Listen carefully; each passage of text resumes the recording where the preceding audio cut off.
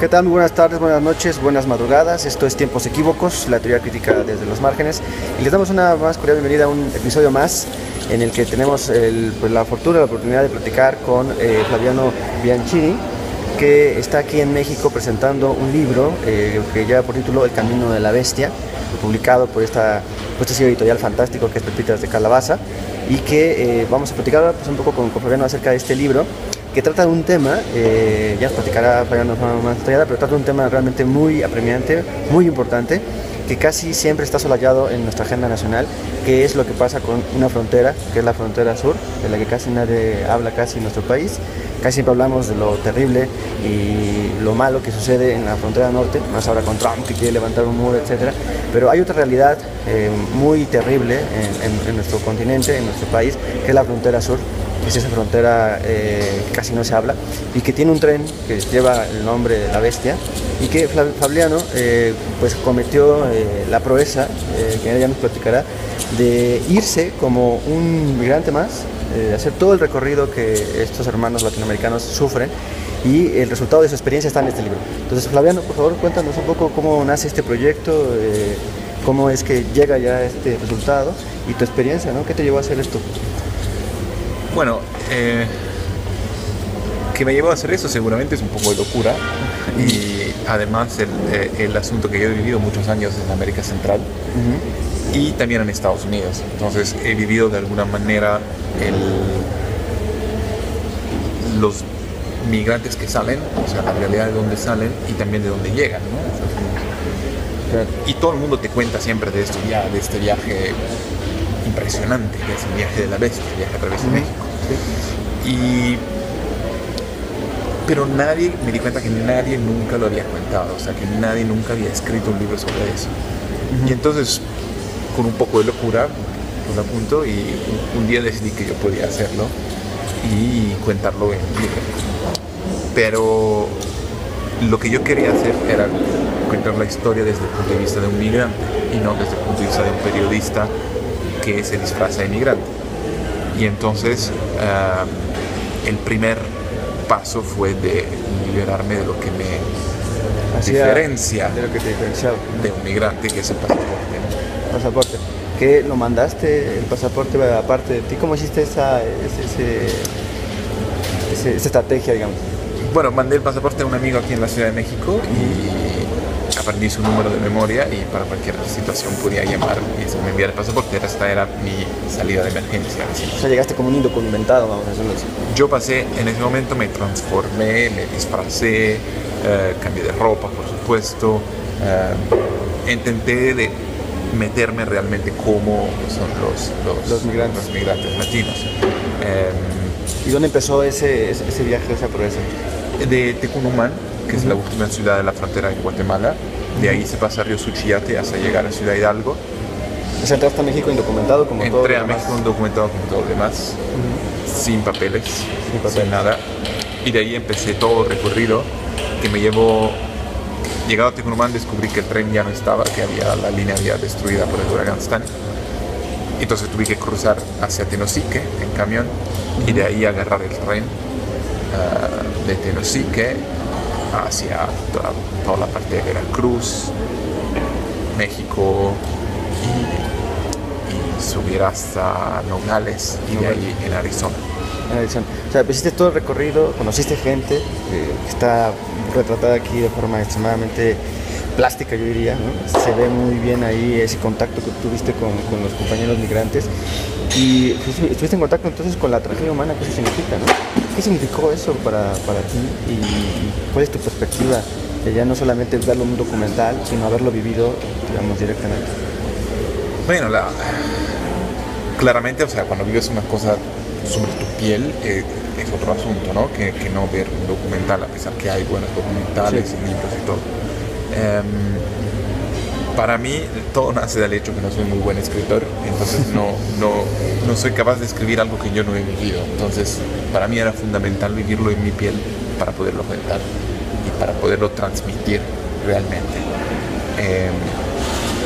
Y bueno, las historias, algo así que según yo es fundamental y que es lo que yo quisiera que salga de ese libro, es los migrantes son seres humanos. Claro. Nosotros muchas veces lo consideramos unos números, sobre todo en Europa. Yo digo siempre, el migrante en Europa se vuelve un ser humano en el momento en que llega a casa, a nuestra casa, ¿no? Que llega en la isla con su barco, entonces, hay una persona ahí. No, esa es una persona desde que nació. Claro. Y todo el recorrido, las motivaciones que lo empujaron a hacer ese viaje, todo el viaje mismo, la llegada, sus sueños, sus ambiciones, su cultura, su amor, su familia, sus amigos, son seres humanos con unas historias fuertes, bellas, algunas tristes, algunas difíciles, pero son seres humanos como yo, como tú, como nuestras personas que nos escuchan. Que se deshumaniza, ¿no? El carácter del migrante se deshumaniza por el hecho de no tener, digamos, papeles, ¿no?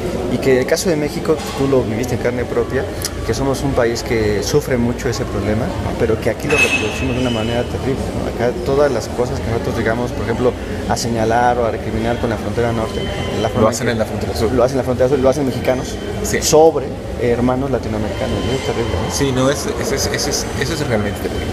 Sí. Y vergonzoso, digamos. ¿Cuánto México se queja justamente con Estados Unidos por el trato que le hacen a los mexicanos que intentan cruzar Estados Unidos, pero después hacen exactamente lo mismo con los guatemaltecos, los hondureños, los salvadoreños, los peruanos, los hondureños y lo hacemos con racismo, lo hacemos con mucha indiferencia y crueldad, ¿no? Por lo que tú aquí narras. Acabas de decir, Flavio, que viste historias bellas y historias terribles. ¿Te gustaría decirnos una probadita de alguna historia bella que hayas visto en ese viaje que hiciste? Hay muchas, porque realmente México es un país que te da lo máximo del terror, de la brutalidad y al mismo tiempo lo máximo de la belleza y de la fraternidad. Sí, los contrastes son impresionantes. Yo digo siempre, México es un país que si lo conoces, lo amas y los odias. No puede ser que lo amas o los odias. Si lo Las conoces, dos cosas al mismo tiempo. Sí, porque no puedes no odiar un país que desaparece 30.000 personas en 10 años, que trata a los migrantes así, pero no puedes no amar el país de las patronas, no puedes no amar el país de Padre Solalinde, de los activistas, de los movimientos sociales que hay en México. O sea, es realmente un país que amas y odias. Historias bellas hay muchas. Seguramente una de las más bellas que todo el mundo conoce son las de las matronas, ¿no? Patronas. Esas mujeres maravillosas que yo quisiera darle un abrazo, un beso a todas, que se levantan cada mañana súper temprano para cocinar comida y pasarla a los migrantes que viajan en el tren. Y no es tanto la comida que te dan o el agua, es el gesto, el, ¿no? Acto de solidaridad. El acto de solidaridad, de no sentirte solo en el tren.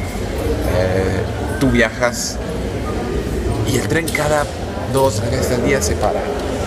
O porque lo asalta la policía, o porque lo asalta el ejército, o porque lo asalta alguna banda criminal, o saber. Entonces, cada vez que el tren se para, todo el mundo se aterroriza. La incertidumbre completa cuando se para. Cuando el tren baja su velocidad, todo el mundo así se pone de pie y dice, pucha, nos van a asaltar otra vez. Pero en el momento en que el tren baja de velocidad, todo el mundo se pone así, estás aterrorizado, tu corazón a 1000. Y los de adelante que empiezan a gritar, son las patronas, las patronas. Entonces ahí estás como un rayo de luz en el medio de la noche, ¿no? Y estas señoras que te lanzan comida es maravilloso. Actos de solidaridad, pero también actos de brutalidad y barbarie, ¿no? Sí, sí. ¿Qué nos puedes decir al respecto, digamos? Bueno, si debo escoger el momento peor para mí fue cuando nos secuestró, de hecho, la Policía Federal. Sí. Porque no fue un arresto. Fue un secuestro. Ni siquiera tomaron nuestros nombres. O sea, simplemente nos agarraron, nos pegaron y nos pusieron en 40 en una celda de 4 metros por 4 y sin mayor explicación. Sin mayor explicación. Nos robaron de todo, de cualquier centavo que teníamos, reloj, teléfono, todo. Con maestría de policía. O sea, buscando en cada esquina. A mí me cortaron los zapatos porque hay gente que lo pone abajo de los zapatos. A gente le cortaron, a la mujer le cortaron la ropa para buscar sus cosas, su dinero, ¿no? Y nos tenieron así 2 días como realmente, no diría como bestia, porque las bestias la tienen mejor. 40 personas en una celda de 4 metros por 4, no había ni espacio para estar sentados todos, hacíamos turnos, nos sentábamos como media hora, una hora, y después de pie por 3-4 horas, con el calor, la gente vomitaba, no había baño, por supuesto, nos llevaban solo una cubeta. Y eso en territorio nacional mexicano. En el estado de Veracruz. En el estado de Veracruz. Terrible. Y después de 2 días probablemente, seguramente intentaron vendernos a algún grupo criminal, no lo lograron, y después de 2 días afortunadamente solo que hicieron es dejarnos salir, probablemente porque ¿No los pudieron vender? no lo pudieron vender y llegaba otra carga probablemente, y de hecho no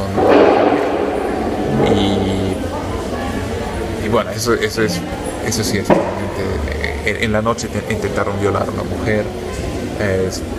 Eso realmente es lo peor que he visto. Bueno, esa experiencia la viviste y luego la pusiste aquí en la forma de narración. Yo me imagino que son 2 procesos que nacen de una misma experiencia, un mismo proyecto, pero que son distintos, ¿no?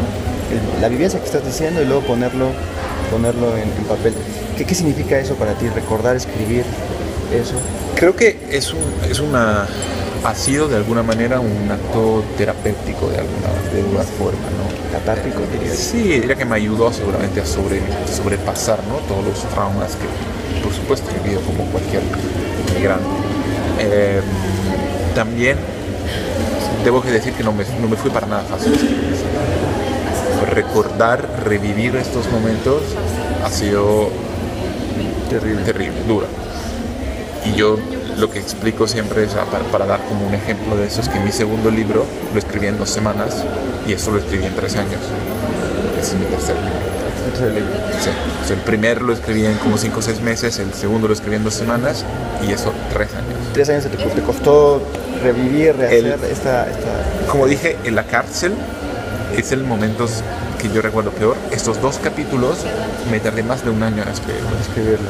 Entonces, wow. que se vaya a gustar, ¿no? Capítulo 8 y 9, que le guste. Sí, todo lo que 8 y 9 hay que leerlo con mucho detenimiento. Todo lo que me costó. Y Fabiano, ¿tú cómo piensas que esta obra, que está por llegar a México y creo que debe ser una lectura obligada para muchos de nosotros, vivimos en este país y que todo el tiempo vemos las barbaries que se cometen, los asesinatos, no solamente de bestias, sino en general en nuestro país, que poco a poco se va acostumbrando a ese tipo de cosas? Pero ¿cómo crees tú que la lectura de este libro, de tu experiencia, pueda ayudar a los migrantes latinoamericanos, a los hermanos, a la gente que está viviendo en este momento en el que hablamos esta revisión de tu experiencia? ¿Cómo podría ayudar? ¿O lo pensaste así, no lo pensaste así? ¿Podría o no podría? Creo que esa es una historia, ¿no? El viaje cambia continuamente, el trayecto cambia continuamente, el percurso cambia continuamente. Seguramente hay algunas ideas, ¿no?, de ahí que pueden tomar, pero hay cosas más específicas, hay panfletos más específicos para los migrantes que quieren buscar su guía, ¿no? Eso no quiere ser una guía por migrantes. ¿Esto no sería una guía para migrantes? Seguramente puede ser una ayuda. Podría ser una ayuda. Puede ser una ayuda. Pero también hay que considerar que ese viaje fue hecho en 2012 y que las cosas cambiaron. Ha cambiado, sí, ya 4 años. Y no sé, podría haber algo que ahorita ya no es lo mismo, ¿no? Pero sí, o sea, ojalá que pueda ayudar. ¿Se ha publicado en italiano? Sí. Y ahora en español. Sí. Entonces ya se puede leer en las 2 partes del norte global y del sur global. Pues muy bien, Flaviano, pues te agradecemos mucho que nos hayas regalado estos minutos, ¿no? No nos queda más que recomendar ampliamente la lectura de este libro. Ya el capítulo 8 y 9, ya nos lo ha dicho el propio autor, hay que leerlo con detenimiento.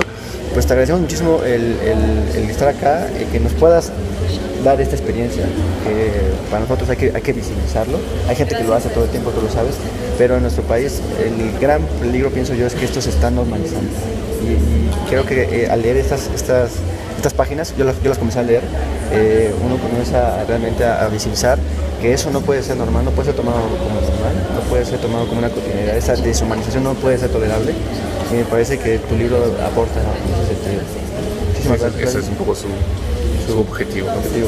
Pues muchísimas gracias. Gracias a ustedes por vernos. No olviden, por favor, darle like a este video y entrar a nuestras redes sociales, donde vamos a revisar incluso más contenidos de esta gran editorial que es Pepitas de Calabaza, que ya está metiendo este tipo de textos que, como ven, son de primer orden. Muchísimas gracias. Nos vemos la próxima. Adiós. Gracias a todos.